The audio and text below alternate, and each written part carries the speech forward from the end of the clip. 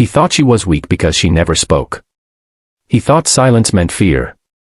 So when he shoved her in front of the whole class, the room burst into laughter. But 10 seconds later, the laughter stopped. Because she stood up. And the way she looked at him. He knew he had made the biggest mistake of his life. Amira James had been the quiet girl since her very first day at North Hills High. She wasn't shy, just observant. Her deep brown eyes always seemed to be watching, understanding more than she let on. She rarely spoke unless spoken to. Her clothes were plain. Her hair tied back in a simple braid every day.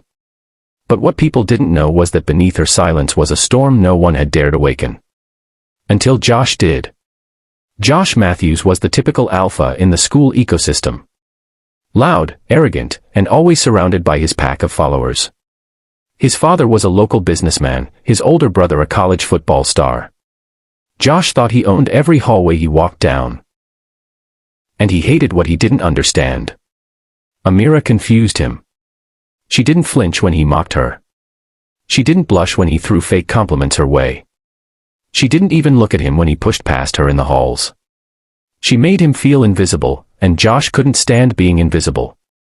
That's why he made her his next target. It started with whispers. Dumb rumors that Amira was crazy, or probably mute.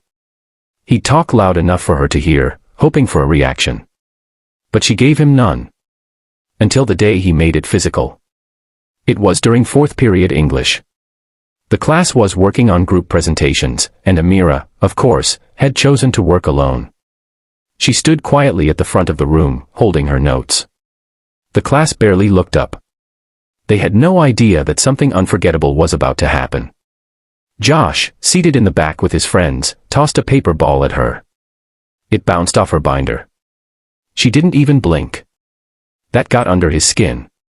So he got up. Walked right to the front. And while the teacher was out helping another group, he shoved her shoulder. Not hard. Just enough to get a laugh from his friends. But Amira stumbled. And something in her eyes changed. 10 seconds later, the classroom would never be the same. Amira caught her balance and slowly looked up. She didn't raise her voice. She didn't cry. She didn't scream. She stepped forward. Josh laughed again, playing tough, trying to keep control of the scene. You got something to say, Mouse, he mocked. Then Amira did something no one expected. She dropped her binder to the floor. Her hands came up, calm, precise. And in a single fluid motion, she grabbed his wrist, twisted it behind his back, and shoved him forward against the whiteboard. The loud smack silenced the entire room. Josh gasped, pinned and helpless. Amira leaned in, her voice still soft but sharp as glass. You think being loud makes you powerful, she said. You think silence means fear? Let me educate you. Josh whimpered. He couldn't move. The class was frozen in shock. A few phones were even out, filming, but no one dared interfere. Then the teacher came back in. She froze too, eyes wide. Amira, what is?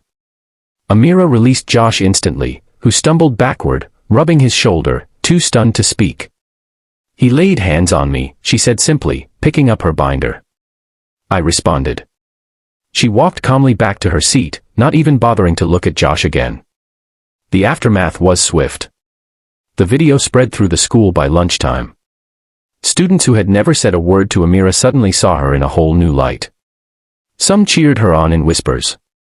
Others just gave her respectful nods in the halls. Josh.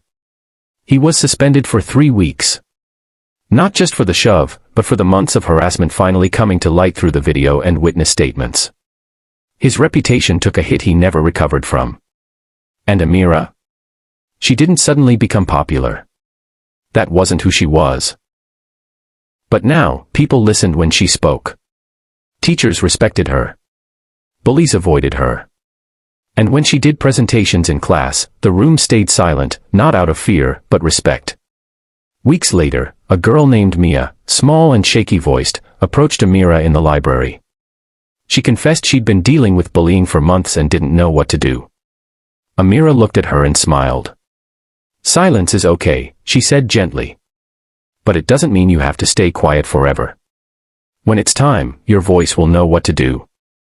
Together, they started a self-defense club for girls at the school. It wasn't just about fighting, it was about confidence. Boundaries. Awareness. More girls joined every week. Amira had never wanted to be seen. But now that she was, she made it count. Amira stands outside the school as the sun sets, surrounded by girls laughing, stretching after practice. Her braid sways as the wind picks up. She's calm. Steady. In a voiceover. Some think silence is weakness. But silence is control. And when you choose to break it, make sure the world listens. Moral of the story. Never mistake quiet for weak. Some of the strongest voices are the ones we've never heard, yet.